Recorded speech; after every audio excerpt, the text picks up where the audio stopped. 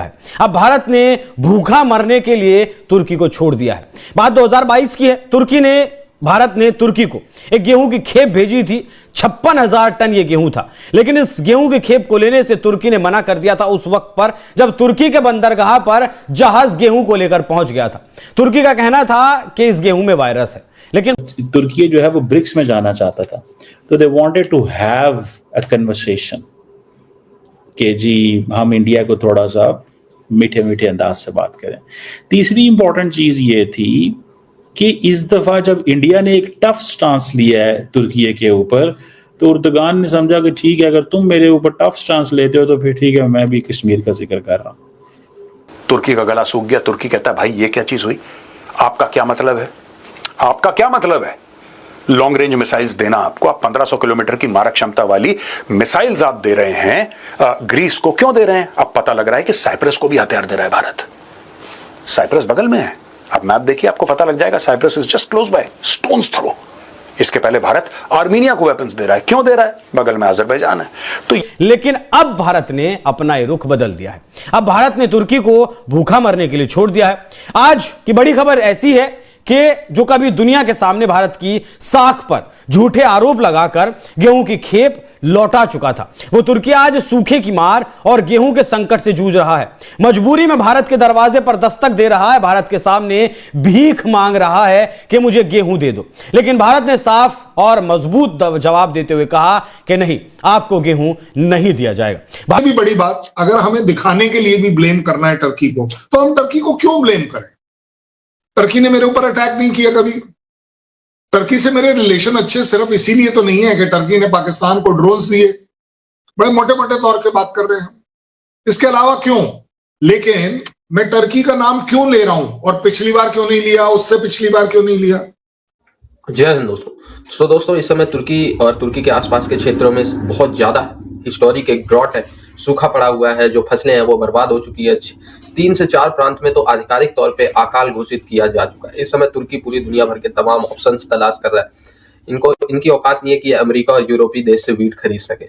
वो मतलब यूरो और डॉलर में सेल करते हैं, और वैसे भी टर्किश जो करेंसी है वो काफी कमजोर हो रही है। सो इतनी हैवी मात्रा में वो कह सकते हैं कि गोरे देशों से एक्सपोर्ट कर नहीं सकते वीट। अब इनके पास भारत ही ऑप्शन बचा है, इसलिए भारत से मिन्नतें कर रहे, हाथ पांव पकड़ रहे। भारत का जो उच्चायुक्त है तुर्की में, इसके बाद फिर भारत में जो तुर्की की एम्बेसी है वो जो है विदेश मंत्रालय के चक्कर काट रहे हैं, ट्रेड मिनिस्ट्री के हाथ पैर जोड़ रहे हैं कि भाई कैसे भी करके हमें कुछ वीट जो है भारत डेली तौर पे सप्लाई करना शुरू करे, और हम भारत को इंसेंटिव देंगे, भारत को अधिक हम जो है रुपए में खरीदेंगे भारत से। बट भारत ने सिंपल डिनाइल कर दिया। डिनाइल भी इस स्टेज में जाके भारत ने किया कि री एक्सपोर्ट भी अगर कोई कंट्री करेगा सो उसको भी हम वीट बैन करेंगे बेचना, और साथ ही साथ हम उस पर हैवी पनिशमेंट के फाइन भी लगाएंगे। सो भारत का ये तो बांग्लादेश के साथ भी भारत ने किया है कि जैसे बांग्लादेश यूएई से भारत के चावल री एक्सपोर्ट करवा लेता था, सो भारत ने तो बिना कुछ कहे ही ये बैन कर रखा है कि भारत के खाने पीने की चीजों को कोई री एक्सपोर्ट नहीं कर सकता। अगर आपकी जरूरत जितनी है उतना ही आप भारत से खरीदें, अदरवाइज आप री एक्सपोर्ट के लिए ना खरीदें। और चौथी, क्योंकि इस दफा तुर्की ने भारत पाकिस्तान की जंग में खुल के पाकिस्तान के साथ खड़ा हुआ, तो उन्होंने कहा जी ठीक है, फिर ऐसे तो ऐसे ही सही। So just to tell you कि 2019, 20, 21, 22, 23 और 25, 24 में जिक्र नहीं किया था कश्मीर का। एक ही वजह थी और वो ये थी, लेकिन वो हमेशा कश्मीर का जिक्र करते हैं, और वो इंडिया और पाकिस्तान को कह रहे हैं कि आए कोलैबोरेट करो कम्बैटिंग टेररिज्म में। अच्छा, ये एक ऐसी चीज़ है जो पाकिस्तान भी इंडिया को कहता है, लेकिन इंडिया नहीं कहता। इंडिया क्या कहता है? Talks and terrorism can not go together. Talks and terrorism and talks can not go together. हमारे तमाम मसले बायलैटरल हैं और शिमला एग्रीमेंट, दैट्स इट। और इंडिया को भी उन्होंने वार्न किया है। उन्होंने कहा है कि ये वो चीज़, ये मैं अक्सर आपको पता जिक्र करता हूँ इसको, इंडिया को भी वार्न किया है। किस चीज़ में? India middle east Europe economic corridor की हमेशा बात करता है। India middle east Europe economic corridor की बात करता है। ये इस कॉरिडोर को इंडिया ये कहता है कि जनाब मैं मुंबई से शुरू करूंगा, यहाँ लेके जाऊंगा, ठीक है, यूएई से ये जो जबल अल अली है यूए की, वहाँ पे जाएगा। वहाँ से ये अल गुफैत एक और उनकी है, वहाँ जाएगा। वहाँ से फिर हरादा सऊदी अरेबिया वहाँ जाएगा। वहाँ से चलेगा अल हदीदा जाएगा। क्योंकि इस बार पाया गया कि ये दो डॉक्टर टर्की ट्रेवल करे थे, टर्की से उन्होंने पाकिस्तान भी ट्रेवल किया था।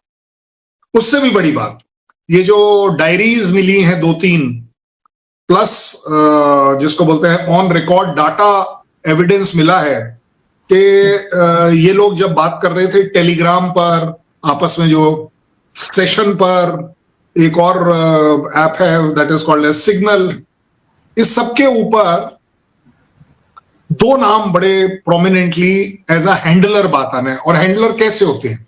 अगर मैं बार बार आपको पूछ रहा हूं कोई चीज, दैट मीन्स आप मेरी हैंडलर हैं। अगर आप मेरे से पूछ रही हैं तो मैं आपका हैंडलर हूं, हर चीज अगर मैं आपसे पूछ रहा हूं। सो एक कोड वर्ड उन्होंने डाला है ओकासा, और एक दूसरा डाला है डॉक्टर आरिफ निसार या हाशिम, जिसको जो भी बोल दीजिए। तो डॉक्टर आरिफ निसार को पाकिस्तान का सो कॉल्ड हैंडलर माना जा रहा है, जो एविडेंस दिख रहा है, फाइंडिंग्स में आ रहा है, और डॉक्टर ओकासा को टर्की का भी दिखाया जा रहा है।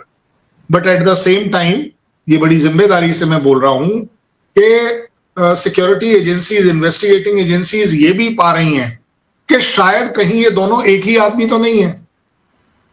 हो सकता है वो पाकिस्तान का ही हो सकता है वो टर्की का हो सकता है, मैं तो कह रहा हूं दोनों का ना हो। लेकिन कोई भी इन्वेस्टिगेशन किसी ना किसी एजम्पशन पर जरूर चलती है। अब एजम्पशन क्या है? ये दोनों डॉक्टर टर्की क्यों जाएंगे? इसीलिए टर्की का नाम आ रहा है ना। क्यों जाएंगे टर्की?